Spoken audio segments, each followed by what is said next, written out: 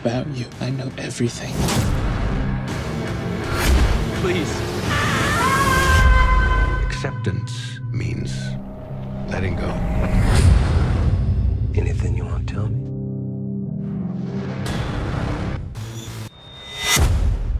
Taylor Taglianetti here from the National Organization of Italian Americans in Film and Television, and with me today is very special guest Peter Facinelli, director, writer, and star in The Vanished, one of my favorite films of the last year for sure, and #2 film on Netflix. Peter, thanks for being with us. Thank you for having me. So Peter, listen, my parents recommended this film to me. They had a hard time getting through it because my name is Taylor. And the character in your film is also Taylor. Taylor! Where is she? I have to tell you, it was so engaging that they just went through it. They're like, "Oh my God, you have to watch this. It's so great." I watched it. It was just incredible. So I want to ask you, because what I really think what was so engaging about it is that it's not just this like psychological thriller. It's also this whodunit. And like 15 minutes in, like I'm like, "Oh my God, I got to play detective. I got to figure this all out." Was it your intention from the start to combine those two genres, or like how did it evolve during the writing process? The through line of the movie for me has always been more about the relationship between the husband and the wife, the parents. And I wanted to explore what happens to a relationship if something horrific happens, like their daughter goes missing. What kind of toll does that take on a relationship? And what would happen to that couple? Would it bring them closer, or would it drive a wedge between them? And also I wanted to explore the stages of loss, the 5 stages of loss and grieving within that. And with that said, I thought that I've always been a Hitchcock fan, and I thought it'd be fun to do kind of a Hitchcock thriller set in this RV park with those underlying, themes, but make it fun for the audience to figure out. Right. Well, you brought up Hitchcock, and I'm a big Hitchcock fan myself. And I think, a lot of writers I've been hearing from recently say that they want to kind of write period pieces instead of contemporary stories because they're always dealing with modern day technology, which is something Hitchcock did not have to deal with. So, with cameras everywhere, like for example, like a heist film, it becomes more difficult to write. And with Google and social media, a missing person story can become, so much more challenging. So did you kind of butt heads with, today's technology as you were plotting the film? And do you think that, the writing process will suffer as technology becomes more advanced? Well, to answer that in several different answers. One, did it affect my movie? Not particularly, because my movie's set in an RV park in the middle of the woods, so it felt very remote anyways. Not many people are around. The nearest town's 40 miles away. There's police officers that camp out there, but it's a vast enough space where things could happen in the woods. But I do think there's a running joke that in Hollywood that the cell phone and technology is killing horror films and suspense films, because you could always just call somebody, or here's a bad guy, you could film them and put them on Facebook Live, and it becomes less scarier when you're not in a place where you're trapped, where you have an out, which is this technology and phone. Do I think that films will suffer for it? I think that people just have to get inventive and creative, to find ways around that. And they do, I think there was only one time in my movie where they were in the woods and they couldn't get a cell phone signal, so it worked in that sense, because in the woods it's hard to get cell phone. But when they have like Wi-Fi everywhere and cell phone service everywhere, then you can't cheat like that. You can't have that. So at that point they'd have to leave their cell phone at home, or, oh man, I forgot my cell phone.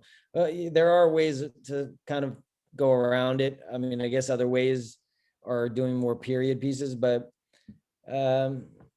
I always feel like the backdrop of the movie, whether it's present day or future or, past, is all a backdrop to thematically what's happening. You know what I mean? Like I could have set my movie in space. I could have taken a couple, had this horrific accident with a baby or a child, and what happens to their relationship in this horrific, spaceship.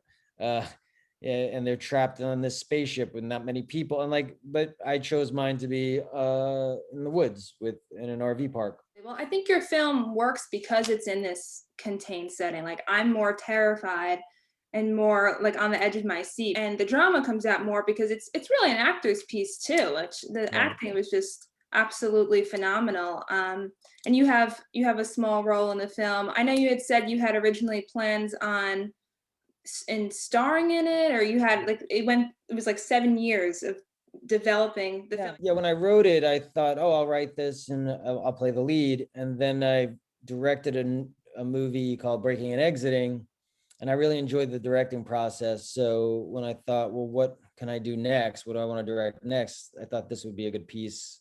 And I was passionate about telling the story.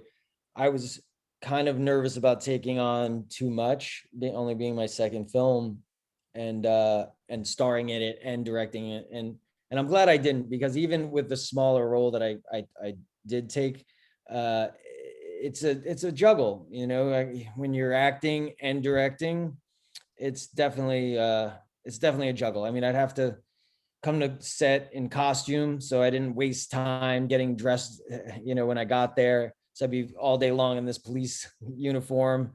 I didn't, I'd have to just have makeup and hair done. Like I just wore a hat because I was like, I can't go through hair and I can't go through a lot of makeup. So I just have to do makeup on set. And then the night before, you're learning your lines, and you're also going over your shot list, and you're also looking at dailies, and you're trying to figure out the next couple of days work. And then when you get there and you're acting and you're in frame and you're going through the scene, you're thinking about your performance, you're thinking about the person you're working with's performance, you're thinking about the frame, you're hoping that everything's lit well. And so there's 10,000 things going on in your mind at the same time. So it's a lot easier to just have one job or the other, like just acting and letting somebody else kind of drive the ship, or just directing and then just watching out for everybody else. But I felt like, man, I had a whole newfound respect for actors who can direct themselves in a lead role, like Mel Gibson and Clint Eastwood.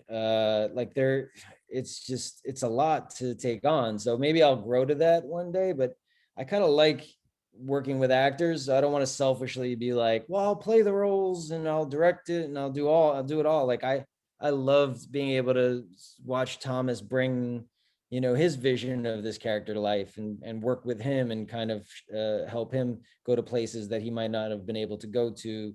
Because as an actor, like I always love directors that let me do my thing, but then also kind of push me a little bit to try things that I wouldn't have thought of, So that's what I try to do with the actors, and every actor is a little different, and you kind of learn how to speak their language, So with Thomas, he was a little more intellectual and a little more rational, where I have to go and talk through this beats of the scene, or just sometimes just leave him alone to find it. And then I go in and tweak things that if I wasn't getting what I needed. And then with Anne, she's more emotionally charged. So instead of talking about the scenes, I talk about more of the feelings of what I'm looking for. And sometimes with Anne, I would just go over and grab her wrists and just kind of transfer some energy into her, and she'd be like, I got it. I know exactly what you want me to do. And it was kind of like nice that way. So finding different ways to work with actors when you're directing is an important skill set, I find. But being an actor over 25 years and working with so many different actors, you kind of find a balance. Everybody works a little differently, and you kind of find that balance of what they're looking, how they approach things, and how you approach things. And so I feel like I kind of like finding out how they work. Yeah, I thought it was really interesting. I read something you said in an interview about acting, specifically like theater actors, how you said it's sort of this whole different game with theater actors, because no matter what the director says, you said that night, if they want to perform it completely differently, Yeah. they'll get yelled at the next day, and they could do whatever they want. Have you had a lot of experience doing theater acting that you bring into your directing or into your acting?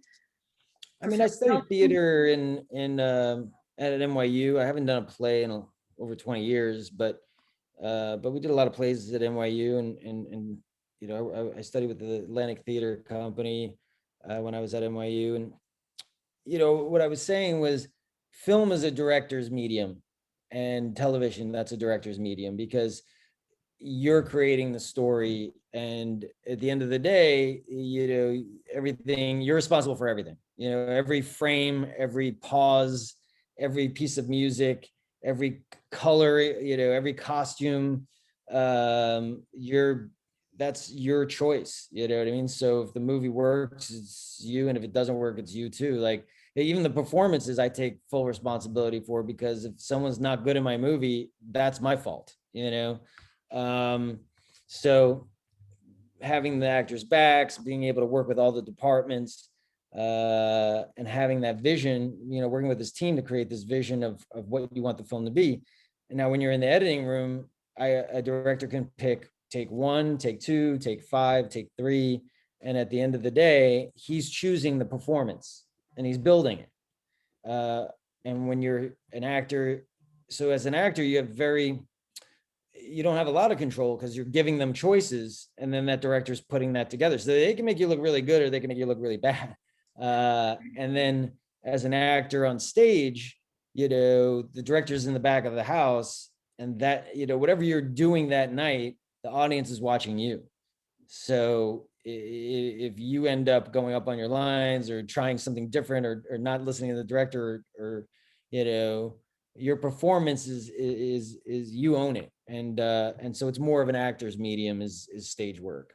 What do you look for in a project, whether that's something you're developing yourself or that you're reading, that gets your attention to say, like, that's the next thing I'm going to? Yeah, I think that's the tricky part, is just kind of sifting through material, and then, part of me, it's just to work sometimes. And I'm just like, oh, I feel like I really like to, work. It's because last year was all shut down, and like nothing was getting made, I was fortunate enough to produce a movie with Lionsgate, and we shot that at the end in November, a movie called The Unbreakable Boy.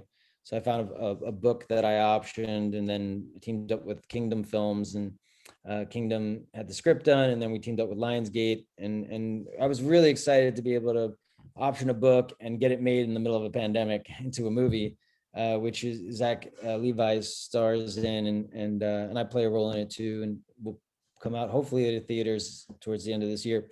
Hopefully theaters are all open, but I guess for me, I don't know until I see it, so I read this book and I was like very passionate about telling the story about that, what that book was based on, because I thought it was a beautiful story that I felt deserved to be on screen, and thought I think an audience would really like to see this, so when you see it and it hits that nerve, and you have that instinct, that's when I know. And then there's other times where it just takes longer to find it. So I'll end up writing stuff, or working on, trying to write things. I think I got to a point in my career years ago where I got tired of waiting on other people to give me stuff, and I couldn't find things that inspired me. So that's why I started writing more. And I thought, well, what kind of stories do I want to tell, and so I wrote a movie called Lucy's, and I made that, and IFC released that one. And that one I didn't direct, I just wrote and starred in that. And then I was able to direct this one, The Vanished, that I wrote. So I'd like to write and direct more, and I don't think I'll ever hang up my hat as an actor, but I'd like to be able to write, direct, produce. To me, it's all about storytelling. So whatever best serves the story, if it's best served that I act in it, then I'll act in it. And if it's best served that I direct it, then I'll direct it. Well, you brought up about being a storyteller. Italian Americans are inherently storytellers.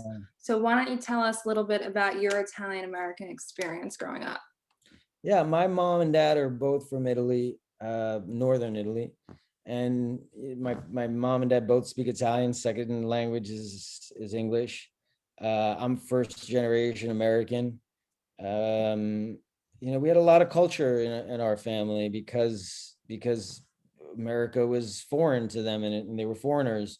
So just growing up with that rich culture of family and food was really beautiful, and storytelling. My family, I'm the quiet one in my family, to be honest. Like, I feel uncomfortable sometimes because everybody's like, I remember bringing a girl over once when I was younger, a girlfriend of mine, and they started crying after dinner. And I was like, why are you crying? And they said, well, everybody's yelling at each other. I was like, no, they're not yelling at each other. They just are very passionate people. They just really are passionate about what they're saying, but nobody's mad at each other. You know what I mean? She didn't understand why everybody was so loud and like yelling and like, pass the salt. And like, I was like, that's just their way of expressing themselves, but they all love each other and nobody's mad at each other. I totally empathize. And I have had similar experiences also with bringing people over and everyone asking, why is your family so incredibly loud? So, well, listen, Peter, it was such a pleasure talking to you. Congratulations on the film. Such a great movie. Is there anything else you want to plug before I let you go? I have a movie called The Ravine coming out in April on Good Friday. Actually, it's a movie with me and Eric Dane. And then look for The Unbreakable Boy later this year. And if you haven't seen The Vanished, please give it a watch. And watch it twice. Yeah. It's actually more fun to watch a second time, because when you watch it a second time, it's a completely different experience. Yeah. I don't want to give away too much, but you know what I'm talking about. No, exactly what we're talking about. Well, thank you, Peter. Such a pleasure, and best of luck with everything. Thank you so much. Thanks, Taylor.